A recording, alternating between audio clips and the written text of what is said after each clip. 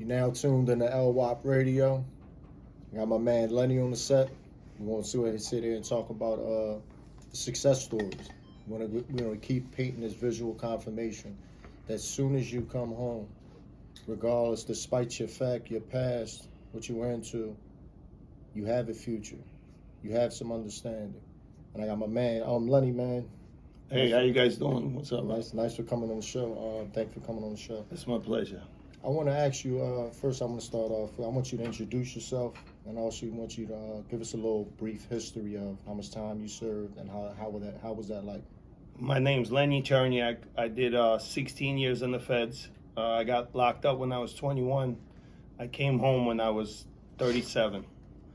I was all over the feds, all over America. It was an experience. Well, give the listeners a little backdrop to it. Like, what led you to your incarceration? I mean, it was a lot of analyzing while I was in there. I gave it a lot of thought. Since I was a kid, I wanted to be a gangster. Since as far as I could remember, being around my dad. I'm from the Soviet Union, so in the Soviet Union, you had communism at the time, and it was to have a business was illegal. My father was a businessman, but I viewed my father as a gangster because to do business, you had to be around street guys and you had to be around police, around everybody. Mm. But my perception, being a child, I thought he was a gangster. That's who I wanted to be. We immigrated to America when I was 9. My dad moved to Israel. He couldn't come. It was like America was closed when he was trying to come. So now, as a kid, I kept looking for gangster role models, and I kept outdoing each gangster role model that I would find. And I kept wanting to be a bigger gangster. So I was like romanticized the criminal life, and just went there. I went to Glen Mills as a kid when I was 15. I remember coming home and saying to myself, okay, that was cool, but if I could do another 5, 6 as a grown-up, I would feel more validated as a gangster. Wow. So it was like the romanticizing of that type of lifestyle. But for the listeners and the viewers, see, they have no clear understanding exactly what that means. Like, to actually say you want to go back to the penitentiary. I think a lot of kids also in the urban community, when you guys are growing up, your role models are the same street dude. You can't look up. A lot of times you can't look up to the square who has a job. Right. You look up to the corner guy who's coming in a nice car, nice rims, nice sneakers. He's the one that's buying you ice cream. So automatically you're attracted to that lifestyle. And all your friends, you come to jail, who's there? All your friends. So I don't know, but from me being in the feds and talking to Spanish and black guys, it was the same. A lot of times guys didn't mind it. They weren't afraid of going to prison. How was that transition too? Because when you think about, like, when we say our culture, we're thinking about the black and the brown communities, right? But you were doing the same thing that we were doing in our communities as well. Absolutely. Yeah, it doesn't matter. It's in every community, and if that's how you're growing up, that's how you're growing up.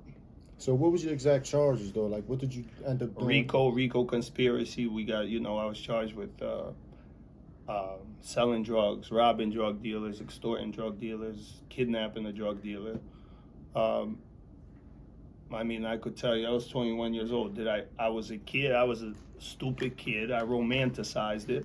But was it, they charged me with being the leader of the Russian mob. Was I the leader of the Russian mob? No. We were just Russian street kids doing Russian street shit. When was it? What time? How much time into your bid did you finally realize, like people don't understand, like, a lot of men and women in the penitentiaries, like, have Fortune 500 drive. Like, we could run companies, right? We just went ahead and took our skills, our know-how, our education, and put it in the wrong areas. So how much time did you have in before you finally realized, listen, I'm going to go ahead and change my life, and this is how I'm going to win? What you said made me think of something else. I read an article a long time ago by some lady that was she was a private equity fund manager. Mm. that started teaching inmates first as like a, just volunteering, and then she really got into it. And she said most of the people that she would teach in prisons could run Fortune 500 companies and are great businessmen. Now, as far as me, I probably realized right away because the romanticizing of it ended as soon as I came into the feds, and the newspaper article said that I'm looking at 444 years, and my lawyer said, don't hold me to it. You'll get 15, maybe 10. So all that for all the kids out there, it's really not worth it. We romanticize it, but you could make a lot more money doing it legit than doing it illegal. So I remember I was in there sitting with my co-defendants, and I knew like they were playing Monopoly. I don't remember what they were playing, but I said, man, I'm about to be here a very long time. What am I going to do here? I'm going to drive myself crazy. I have to do something. I couldn't really read. I couldn't spell words like what, when, where. But I knew I needed to redirect I was always an earner, and I needed to feel like I'm redirecting my energy into somehow earning something. I called my mom, asked my mom, order me some books. I didn't know, but she asked me, what books? I said, I don't know any books. Just order me something for me to read. And I started reading and educating myself, reading a newspaper, asking the guys in prison who were older than me, hey, what book would you recommend? What magazine should I read? Just basically, I was thirsty for knowledge, never had those role models. And found them in prison. Another thing I want to say, I remember reading an article in Daily News about some guy from Philly who did a couple sentences, and then he caught like a 20-year sentence or some really long sentence. And they said, and he came home and also either did a podcast or something, I don't remember, or he got some kind of nonprofit that at the time they gave him like $500,000 or $1 million, and it was a hell of an achievement. So they asked him, what was the difference between your first few times in jail and the next one, the last one? He said the difference was what guys do in prison. A lot of times we come to prison and we don't think about what we're going to do when we get home until we're like a year away from going home, 6 months from that. You're setting yourself up for failure when you do that. It starts the day you come in. If you start to change your life right away, if you say, I knew when I came in after a couple weeks, I said, this is not for me. I'm not doing this again. Okay, so once you have that mentality and you know you're not doing this again, and you think about what you can do to change your life, and you I didn't know, I was blind. I couldn't read, I couldn't write. So as I started reading, the world starts to open up. Yeah. So the more you educate yourself, you're like, wow, I have opportunities. There's things that I could do. But that doesn't come until you educate yourself. So instead of going to prison to educate yourself, it's better to start it when you're home. How do you start it when you're home? By surrounding yourself with the right individuals instead of being around street dudes. But that's the situation. I think the world's ran on GPS now. You can't go nowhere without getting your phone. You're going to a GPS. I think our mindsets are the same way. If you surround yourself with individuals, if you're trying to go to Chicago, but the GPS is leading you to Philly, then you're heading in the wrong direction. You might think you're going in this right direction.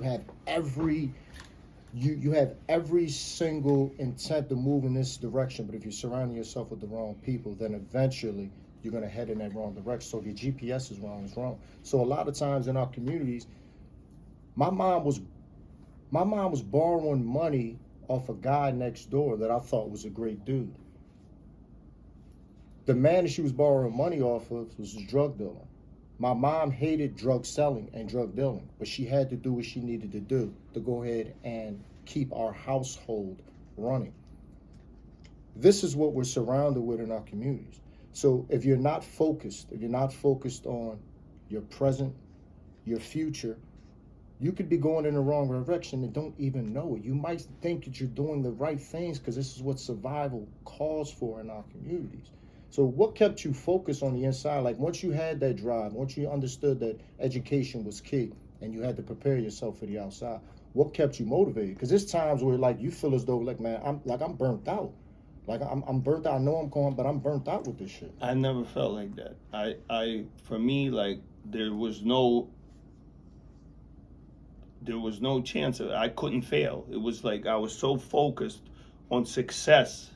And I remember, like, if I would sit with a guy, like jail conversations about selling drugs or something else, if I would sit with a person and have that type of conversation, I didn't entertain that type of conversation, but within a minute, I would be asking myself, what am I doing sitting here talking to him? What are we talking about? I'm wasting my time. Let me get out of here. It was automatic in my head. And I went back to educate myself and learn something. Like people say they're bored in jail. I was never bored in jail. I was always busy. My stacks of books and magazines always got bigger, not smaller. And I read 5, 6, 7 hours a day. So I never felt, I was always focused. I just wanted to come home and go at it. What was the most important lesson that you took from the penitentiary that you still carry with yourself today? I mean, there were so many. I don't know what was the most important. With me is, and I noticed this, Lenny, that each and every day that I'm out here, I find a million things to be grateful for. I was told in 1997, February 22nd, 1997, that I would die in prison. I was told I would never leave home. And I remember when I turned to face my mother and my family, I seen them crying. I heard them shouting. I heard, the courtroom doors slam, people running around. But I also looked over towards the victim stand. And then I realized there was no clear winners that day in that courtroom. So that day was the day that I said that I'm going to go to the penitentiary and I'm going to become 1% better each and every day. That I will leave that penitentiary a better man. I will leave that penitentiary spiritually, educationally. I'm talking about physically, on all facets. I wanted to make sure that I left better. That was my drive. Like dudes used to always like, you working hard as hell. I remember people telling me, you working hard as hell. Like for what, bro? I remember people telling me, why are you bucking traffic to get to these programs when you're never going home? This is the type of stuff that we hear inside the penitentiary. So if you're not mentally focused, if you're not like strong in your walk, you could lose everything. My friends used to tell me, hey, we didn't take your yard privileges. Come on out, joke with me, right. Because I'm not going to sit there and talk about who called who a rat, who abused who, or all the jail bullshit. It's not interesting. How long can you talk about it? There was a lot of lessons. Probably I can't think of a main one, but I knew I wanted to come home. I wanted to succeed. I knew I never wanted to come back to prison. Succeed in what though? See, with me, I knew that reentry was my thing. Reentry, I was called reentry route. Reentry was my thing. I wanted to provide resources. I wanted to make sure people had what they needed to become that, to be able to sustain, not just come out and be cool, sustain when they come out. How did you know? Because real estate's your thing. And we're going to dive into that. I mean, it's not just real estate. Okay, yeah, well, go ahead. Cover a couple of things that, you're doing out here now and that you're passionate about. But did you know you were going to transition to that type of business? Success for me, I guess that's a good question because success for everybody's different. For me, success, making money, I'm going to make money. So it's more than just making money. I wanted to somehow give back. I knew I was a kid with the wrong values, wrong role models. So I wanted to come home and make sure I'm helping other kids. And I mentor a bunch of young kids who have their own real estate now, kids that were leaning towards the street, and I helped them go the other way. I mean, I always want to help. It's not just about making money. You got to feel like your life means something. Correct. Because you can make money and be a piece of shit. Right. Look, I mean, there's businessmen who will rob and steal, and they'll say they're wealthy, they make money, but they're not helping anybody. I don't want to be that type of person. In my businesses, I run a different. I'm in real estate. I own a body shop. I'm building a daycare. I take great pride in making sure that my workers have a job. I take big responsibility for making sure that I feed their families, that I'm responsible for that. So if you work for me and I value you as a worker, I have to make sure that you're eating too. It's not just about me. So when you run the business, if you have the mentality of we're a family, we're doing this together, if you take responsibility for those workers, for me it's more fulfilling than just making money. You just covered 3 different areas. Maybe I know you got a lot more, right? Areas that you're doing business, and also you want to make sure that you leave a legacy, obviously. Absolutely. So my question to you is but a legacy of how I wanted to make sure that I raise. For me, I have a daughter. It's very important for me how I raise her, what kind of values she has, what type of grown up she is, what type of woman she grows into. Is she going to give, or is she going to take from the world? And those values, and that's a lot of things people don't understand. Like listeners right now, they hear that men and women go to prison. They think we don't have values. They don't think that we have anything. We don't stand on things like. We always have these qualities, and that's where people get it twisted. We always had these qualities. It was only until we started to change our heart, change our surroundings, change our mindset that we're able to now think about that. Like, I am hurt that I dropped the ball on my family, and that's why it's super important that I'm out here and that I succeed. Not succeed, like you said, just in business, but succeed is people always remembering that it wasn't just about himself. They got this African proverb that says, if you're trying to travel fast, you travel alone. But if you want to travel far, you travel together. I'm huge on making sure that I'm tied to the penitentiary, but also tied to the families that are out here. So when you came home, because we're talking about business and you growing to where you're at today, how hard was the struggle to get to where you're at today? And where did you start off at? Did you have some properties? Did you have some money before you got it? Because coming home, everybody's situation is different. I mean, I was a hustler ever since I was a kid. I made money always. So I mean, I had a few properties before I got arrested that I was able to grow into more properties while I was in prison. I had good friends, good people helping me, mostly my mother and my aunt, but I had close friends that were also in my corner that would help. So when I came home, yeah, I had a start.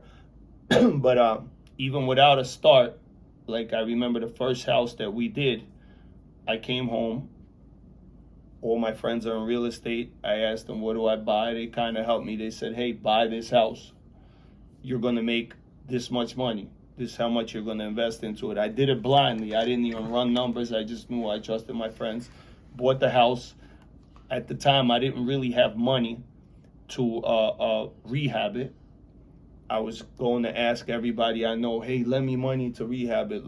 Let's go into partnership. And one guy decided to do it with me. I bought the property. It was like $30,000 for the house. We had to rehab it. It was 80 grand. He put up the money to rehab it. I don't remember what we sold it for. I think we made 60 grand total. We split it 30-30. And then we moved on to the net. Once he seen the profit, he gave me more money. I went and bought another house. We made money again. And once I started making money, and once people see that you're successful and you're doing it, now all of a sudden, all the same people that were telling me no, they're coming back saying, hey, you want to borrow money? How about we go into a partnership? Let's do it together.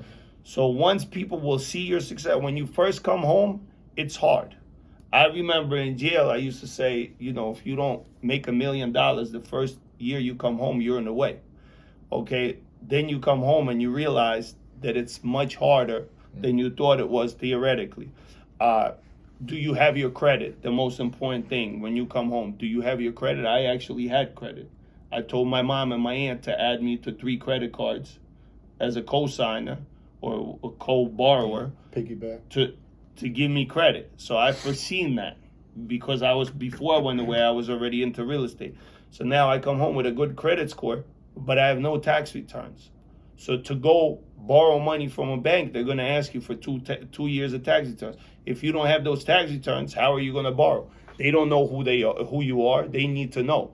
Your tax returns is like your paperwork in jail, basically. Right. Okay, and if you don't have your tax returns or your street name, right, even in the street, who are they going to give the work to? If they know you, your name's good, you're not going to steal from them. They know, okay, he's just about getting money. That's your credit report, and your credit report shows how good you are at borrowing and giving back, and your tax returns shows how much you could borrow. What was that? What did that feel like though? Like when you first flipped your first property, because that's movement. Yeah, That's, it was. you know, I mean, that's I had bigger dreams and aspirations. It was just, that's it right. wasn't. Yeah, it wasn't about nothing. All Okay, we did it. Let's go on to the next one. Do you think did you think that you were going to continue to do that? Because see, you could be happy. Yeah, I know. No, I love real estate. I feel Oh. like an artist. Like when I do houses, for me, it's not just I build well. You know, anything you do, you have to love it. Don't just half-ass it. If you're not enjoying doing it, don't do it. Right. I'd rather build a good product and make less money than build a shitty product and make more money. So for me, you know, I love doing it. Anything I do. I love waking up on Monday when people say, hey, man, Monday's tomorrow. I don't have that. When I'm bored, I go to work. You know, and for me, I never feel like I work because I love what I do. Do you think that your culture, your background, your country, because It obviously, helped. yeah, because we Yeah. were talking about, you know, we didn't tap into Yeah. that, but Yeah. different cultures, like we might sit around here. Yeah. You know, you in the States and stuff, like you see these options, you see these opportunities. You're like, I could always get to it. Yeah. Well, you're in your country, you had to face. So can you talk about that a little bit? It wasn't my country's culture. It was everyone who came here with me, all of my community. You know, I'm from Russia, from Soviet Union, from Belarus, Russian Jew, and most of us in the late '80s, early '90s, it was all Russian Jews coming, and most of them are educated. If not our parents, then us, we got to the bag. So now when I came home, everyone around me is extremely successful. So a part of the thing that I seen in prison with the Black and Spanish community is you guys don't have those opportunities. Like I said, who you're looking up to is the corner dope boy, the owner of the block, or whoever else. So it's very hard to expand your horizons and to look further past the corner, past Philly, what's going on a bigger scale. So it definitely helped, you know. Is there anything that you learned inside the penitentiary that will continue to guide you? Like with me, it's waking up each and every moment, just having this opportunity here, like meeting you. I believe that God puts people in your life for reasons. You have to pick up on the signs. Sometimes you walk right past the sign. So it's like, I remember just meeting you. You're coming in a house, you're checking on the property that I'm particularly living in. This is how we meet. And we kick it off from the rip. Me and you just we start to talk about not only the penitentiary, but you asked me, where do I see myself moving forward? You didn't even know me. And when you just talked about how, you want to make things right in your community, or, you want to do things right, I know that. I felt that particular day. So what do you do? You said you took a couple dudes under your belt. So like when you're pulling people, it's extremely hard to trust people. You're successful now. So how do you do that? There's certain people I won't allow in my circle now. You know what I mean? Because I don't want to be pulled down. It doesn't mean I won't lend a help to them. It doesn't mean I won't speak to them. So how do you vet who you deal with when you're trying to give that help out? I mean, I'll help anybody. If I get a phone call and they're asking me questions, I'll help. But if I see that it's draining my energy, or it's somebody who's not really trying to do anything, then I'll probably pull back. But as long as I see that, you give everybody opportunity, and if I see them taking that opportunity, at the end of the day, I always took. You can't tell me no. I'm going. You know, I don't hear no, I hear come back later. So what I look for in somebody I'm mentoring is the same thing. I have a young boy that like abuses me. Okay, I don't even like picking up the phone. Like, no, I love the kid. Like, Yeah. abuses me, meaning he wants to talk for a half hour. He has a million questions, Right. but I see myself hungry. in him. He's He's hungry. hungry. Okay. So how do I not help him? Yeah. So I pick up. Sometimes I don't want to, but I know he's trying to get to the bag. He's trying to make money. I respect it, and I help him. And he's 26 years old. He already has 15 doors. What do you mean by doors? By doors, he kept looking for houses to buy, like a single small home. I kept saying, listen, you could do something bigger. Find a duplex, triplex. Found him a triplex. He did it. He was scared. He was like, how am I? I said, there's no difference between doing a single family residence and a triplex. You're just making more money. So we got it. He bought it. He fixed it. He rented it out. And he refinanced it, took the money out. We helped him get a loan, a hard money loan, after he bought it to fix the place up. Then he went to a conventional bank, refinanced the property, paid back the lenders, paid back himself, and he had a triplex. And he had some money left over for his next property. So you're giving us some game that a lot of us don't know. I'm learning Yeah. right now from you. So what advice do you have for a person that they might be going into real estate? Is there any advice that you would give them, good and bad? I mean, I always say any business is a good business. You could come home, you could get into real estate if that's what you know. If you're passionate about cooking, you could open a lunch truck. That's like something that's small, 20, 30, 40,000. You could own a business.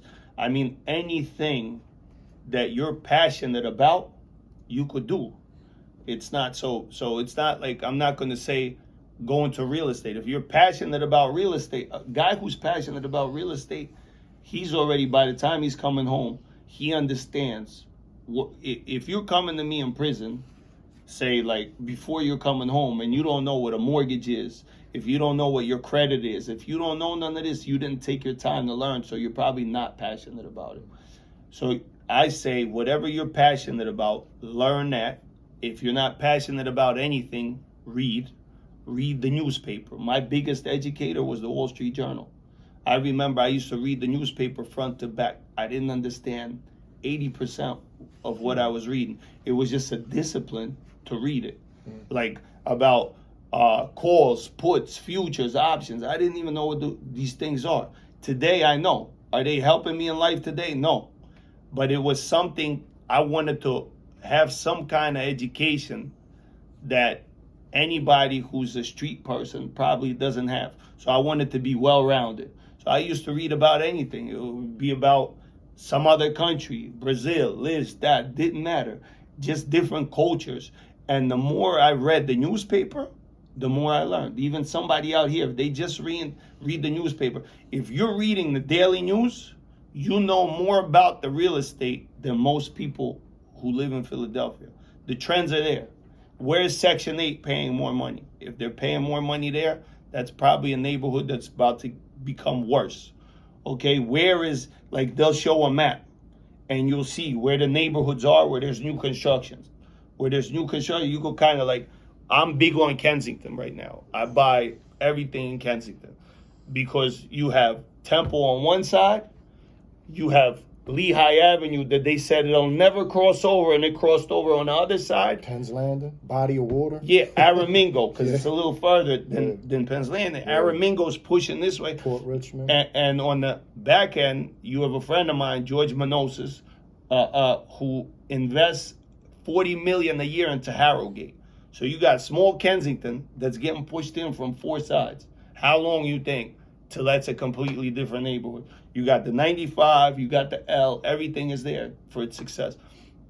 So we talking about gentrification here. Yeah. We talking about pushing. Yeah. We talking about Yeah. pushing in. Yeah. Well, pushing in is pushing out. Yeah. Okay, because there's gentrification going the other way in Mayfair, Tyconia, right? Southwest Philly. Right. So gentrification, Germantown used to be German. Yeah. Then it was Jewish. Now it's black. Okay, so neighborhoods change. That's just the demographics of any city. If you look over a 50-year period, some group of people will move out, some group of people will move in. That's just a part of real estate. But all of this you will see if you just read the daily news. Okay, the trends are there. Where is a UPenn building? Okay, I seen it. The map. Where they invest their money. Okay, so they're investing from this street to this street and this street and that street. You know you should buy in that area or right outside that area, or they're expanding and you see how they're expanding. All this is in the newspaper and a bunch of other stuff. It's not just that.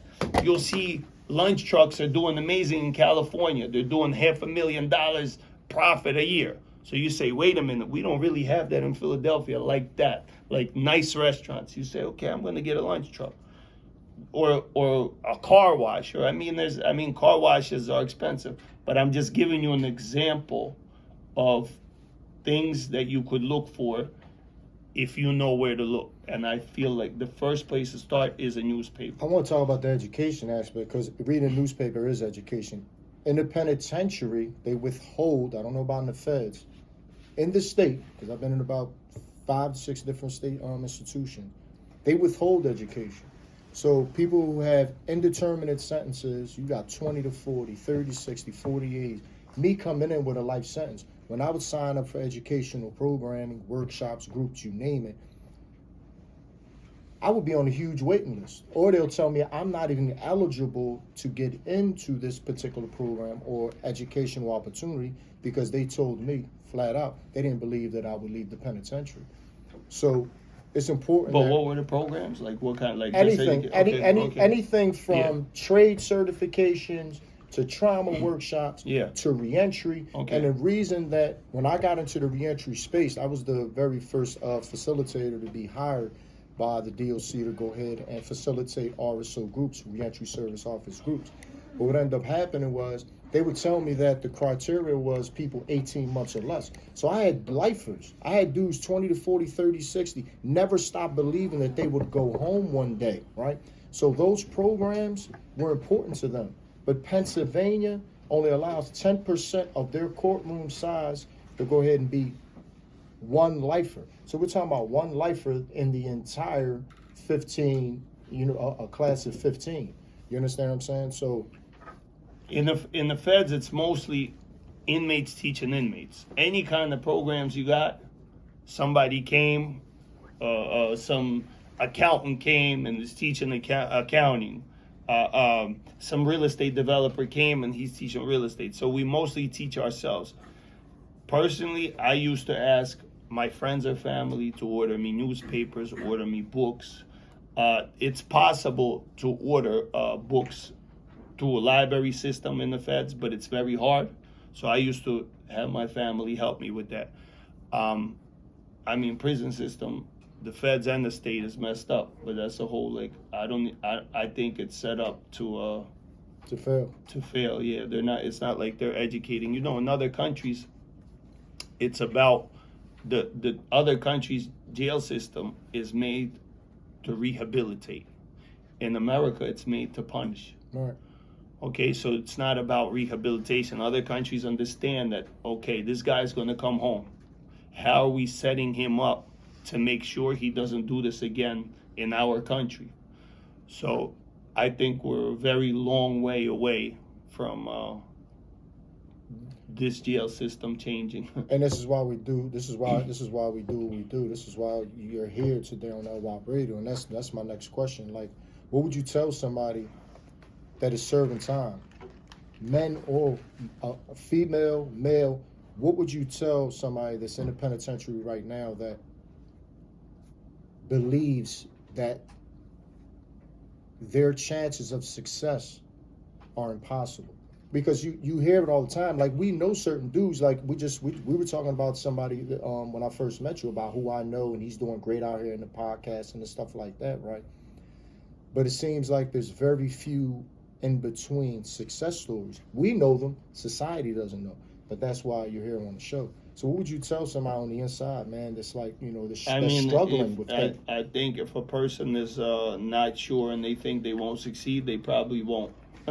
because it's like for me, the chance of not succeeding wasn't an option. A person has to believe. That's you. Okay. Yeah. Okay. Good point. So I like I used to talk to people like that all the time. Hey, but you could do.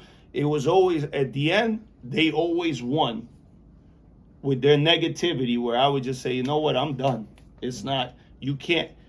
You. I don't think you could teach positivity. It's either you got it or you don't have it. So a person who believes will look how to make it happen. If a person doesn't believe, how can you convince them? That's their disposition on life. You can believe all you want, but then you got to have some type of education and skill or some type of know-how in that lane that you're going into. So when you were going into that, when you were going into that lane, that real estate, you was going in there green. You was going in there you had some people around you, going back to our support team. You had people around you that said, you know what, buy this house. This is what it's going to get you. Yeah. This is where you're going to be at. A lot of us don't have that coming home. When I came home, if it wasn't for the people that I had surrounding me, that was like boom, boom, But boom. you did have it, right? Right. We all don't, though. Yeah, but little by little, if you have it in you, you met me, right? We exchanged numbers. You called me. You didn't have to, right? You could have been that guy who was like, okay, you had a conversation with me and that's it. Okay, so a person who believes, even in jail, right? Maybe you're not financially, your family can't send you books, they can't send you newspapers. Mm-hmm. But there's a guy like me in jail who's getting the newspapers, who's getting the books, who, if you befriend him and ask him to, hey, can I get your newspaper? For my newspaper, there was a line of 5-6 people. Yeah, that's how it is. Literally. Okay? The same way with the book. So a person who wants it will find it. Yeah. My next question is, like, what's your message to society that success isn't possible for people like us? Because that's how they look at it. They think we're anomalies. Like, since I've came home, I've been home 2 months after serving 28 and a half years in prison on a life sentence. Every room that I go in, it seems like the person that I either get introduced to or I seek out is like, wow, you did 28 years in prison? It's impossible, because it seems like we're so different. Like, the way we carry ourselves, the way we look, the way we articulate ourselves. It's like they think we're anomalies. No, there's thousands of men and women in the penitentiary that, if given that same opportunity, could be here today doing those same things. So what is your message to society as a whole, like, about winning, like about us not winning, coming home from the penitentiary? So a message to society about winning? Yeah. What would you tell society? Because society automatically thinks we're gonna be part of that failing. I think it's better to show them than to tell them. And I'm just on the beginning. I don't feel I'm very successful yet. There's still a lot of places I want to go. How many homes you own? How many doors? I own over 50 doors. I own half a block where my body shop is, probably more than half a block. Body shop, 7,000 square feet, 12,000 square feet outside, 2 homes on that same block. I own a 20,000 square foot building with 23,000 square feet outside that I'm building into daycare for 287 kids. That's going to be $20 million project. Build is $7 million. So you'll never be satisfied. That's what you're basically telling me. No, I'm not saying that. I'll be satisfied. But I mean, there's a lot of stuff that I have to do with money. If you believe it, and again, I'm asset rich, I'm cash poor. It's not, when you're buying, anybody in real estate will tell you they usually don't have money because they refi, put it into the next project, and a lot of times it's creative deal structuring to make it happen. But I mean, I'll probably be satisfied at some point. But to society, I'm just going to keep showing about what I'm doing. The guys could come home, they could do the right thing, they could make a difference, they could help their communities, other communities. And I mean, it's not like a defiant thing for me. It is, because I feel like, I always say that because I was in prison, the reason I'm successful or becoming successful is because I've been to prison, not despite of. So if I didn't go, I probably wouldn't be where I'm at today. But I'll just keep doing it and keep showing what I could do, and we'll see how far I could take it. It's important. That's when I was on the inside, I created a platform called the Groves Notebook, and the reason that I did this, we would have state reps, politicians, city councilmen come in, and they would be like, "Well, y'all always talking about getting a lifer bill off the ground, and y'all want parole eligibility, for long termers, but like, what are y'all doing?" They had no clear understanding exactly what we were doing on the inside, so it was important for me to go ahead and force feed the general public on what we're doing. So you send your certificates to me, you send your diplomas, you send anything that you're accomplishing while you're in prison. Send me a couple pictures of yourself, but also a 1 or 2 page bio, and we created a portfolio. My man Suave helped me, on the outside, and this is what we're talking about, the resources, the connection, to go ahead and make sure that we had an avenue to display what we're doing and what we're doing. So I'm huge on, like you just said, showing them better than I can tell them. So I want to continue to use the Groves Notebook, LWAP Radio, the conversations that we're having here today to educate the general public. What percentage of inmates do you think make a difference when they're in jail? Like, what percentage do you think are coming out to make a difference or making a difference for themselves, realistically? I'm going to say in the penitentiary, I'd say if it's roundabout, let's just round it off to 40,000. It's a little under that right now. And I hate to say this, I'm gonna say maybe 40%. I'm gonna say 20 are hungry, 40% are heading in a direction where they understand it should be higher. But the transition coming out here, I wouldn't know. I wouldn't know that percentage. I know the percentage of the men and women that I surround myself with. In the feds, I'll say maybe 10%.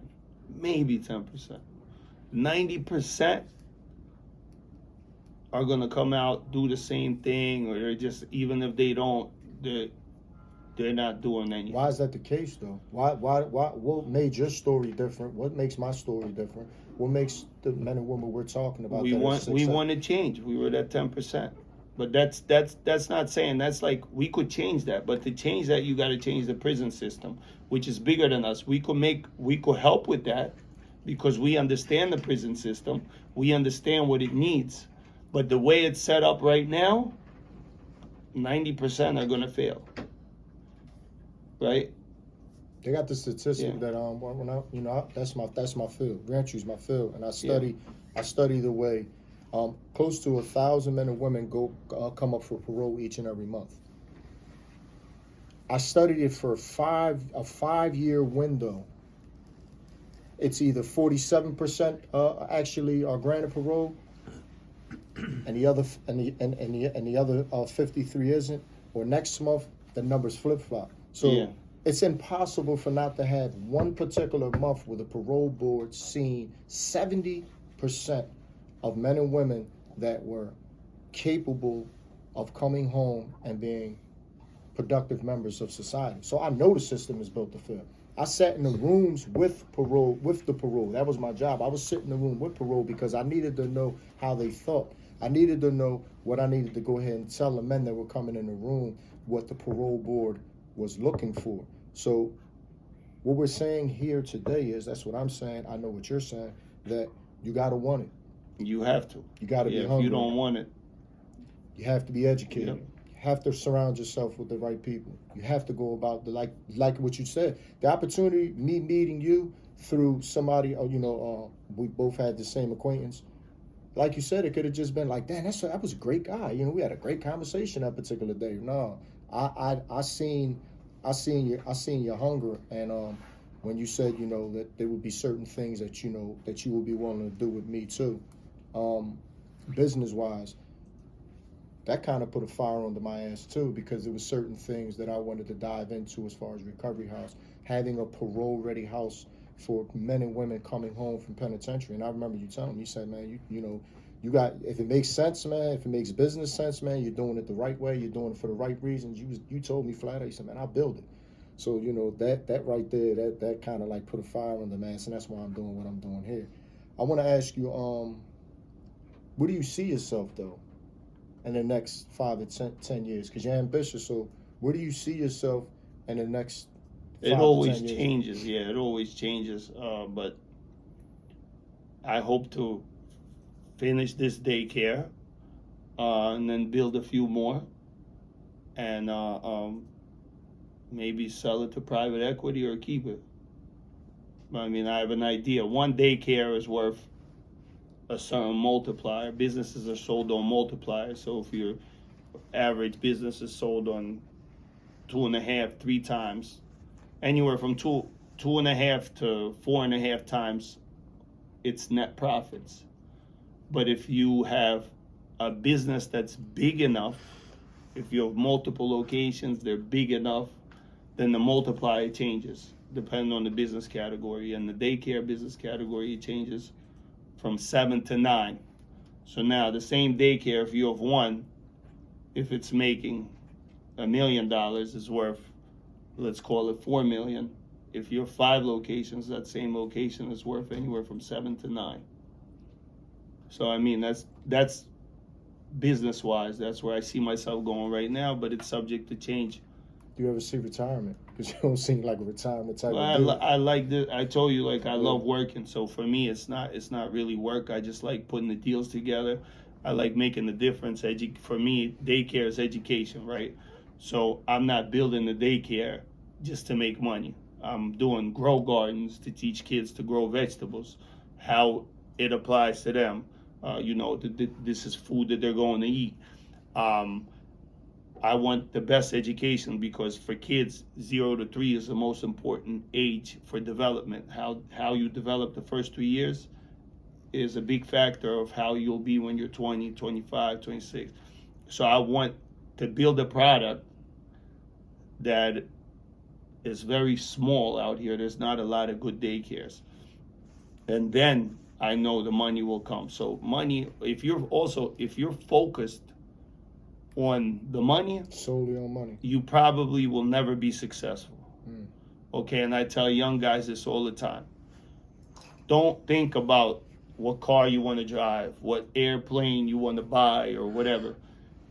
Think about making a difference, be passionate about what you're doing, and the byproduct of your success is that house, is that car, and whatever else you want. You're automatically going to have that as long as you're passionate and good at what you do. That's important with something that you just said about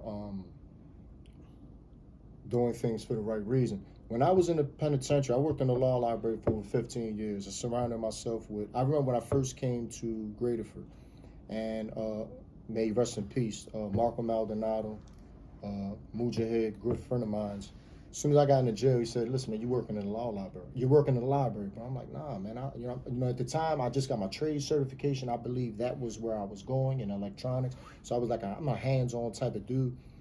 But go inside a library, and I remember they would sit at the table, and it was about 4 or 5 dudes sitting at the table, and they were discussing the law. They had newspapers out, talking Wall Street, talking about politics, and I had nothing to lend to that conversation at first.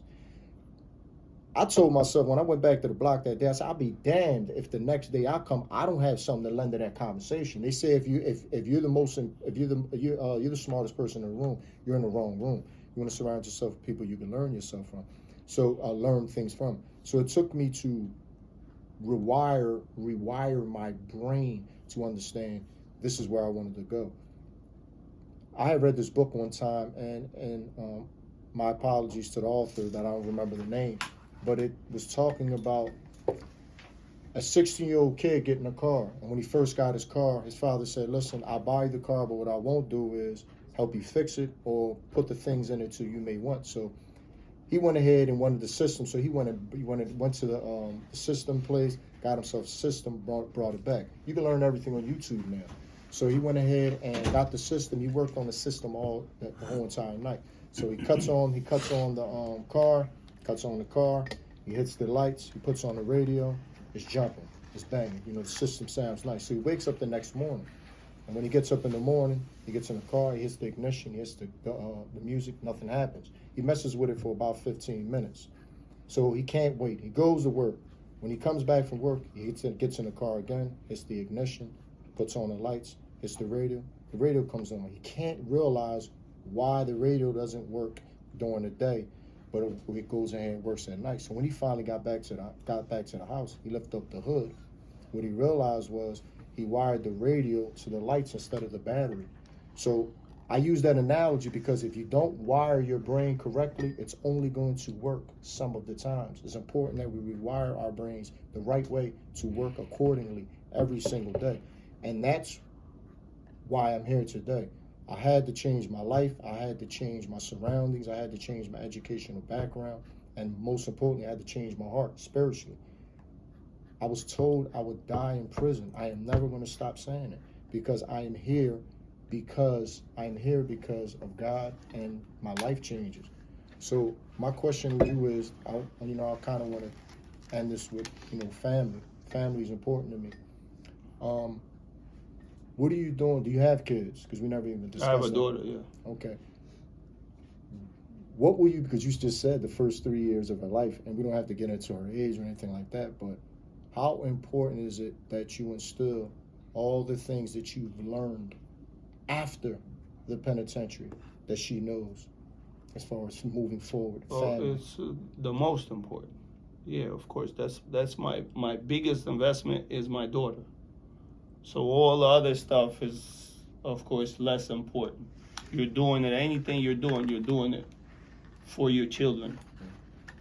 I don't know if you have kids, but it changes your outlook. Yeah.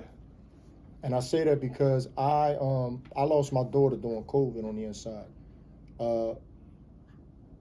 I don't mind sharing this because I love her and she's still here with me today, but she had a scholarship to go to Penn State. She had a 2-year scholarship to go to Penn State, so she was a lacrosse star. I've always been athletic. I've always played sports.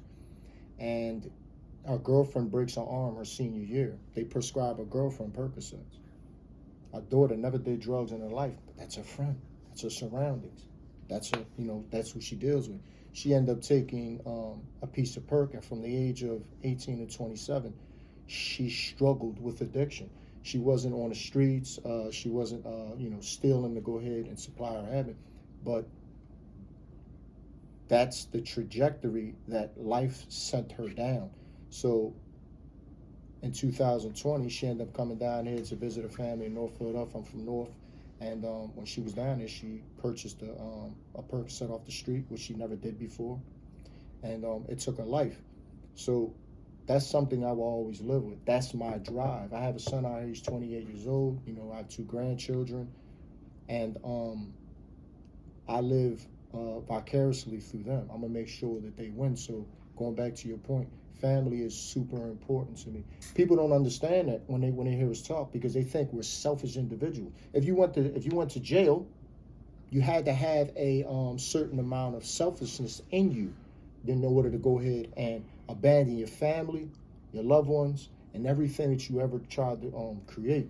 So where are you at with gratitude? With I don't know where you're at spiritually, but where you at with gratitude like each and every day? Because when I jumped in the car with you, I'm like, what's up, man? You doing great? Man, I'm doing great. I'm alive. I'm doing great every day. So talk a little bit about gratitude. That's probably one of the bigger lessons that you learn in prison, to appreciate life, appreciate freedom. I told you I'm not done doing what I'm doing business-wise, but I'm always appreciative.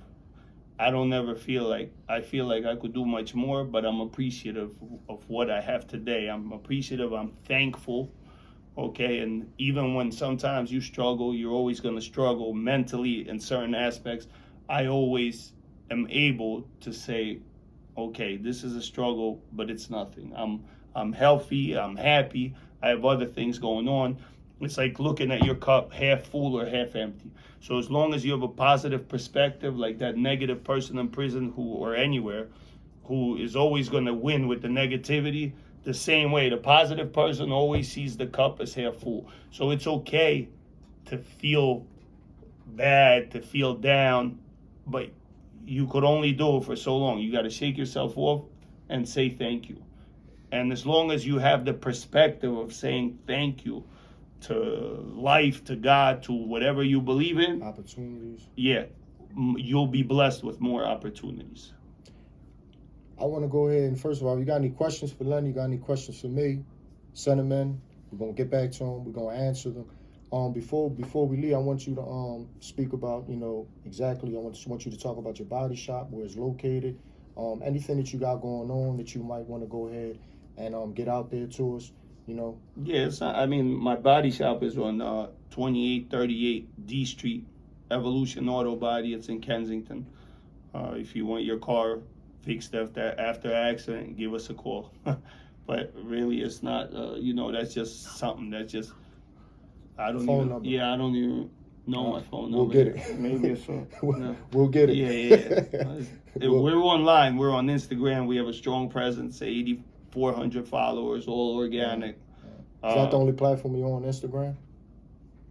Me personally, Lenny Churn. I'm on Facebook. I'm on Instagram. Plus the shop, my real estate. I build sometimes for myself, sometimes for clients. But that's about it. If someone needs to find me for help, God bless. If you have any questions, I'd love to talk to you. Love to help you. I want to thank everybody for tuning in. This is LWAP Radio.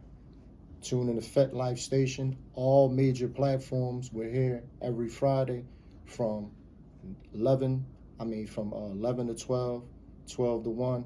We out here. We doing the things. Listen, man, I want to thank you, Lenny, for coming in, man. I want to thank you for having me. Yeah, absolutely, man. Keep doing what you're doing, man. This is not the last interview. Okay. Next time I talk to you, you might have amassed 100 property. Listen, man, I appreciate your time. No problem. Man. It's a Tune pleasure. in every week, man. I messed up.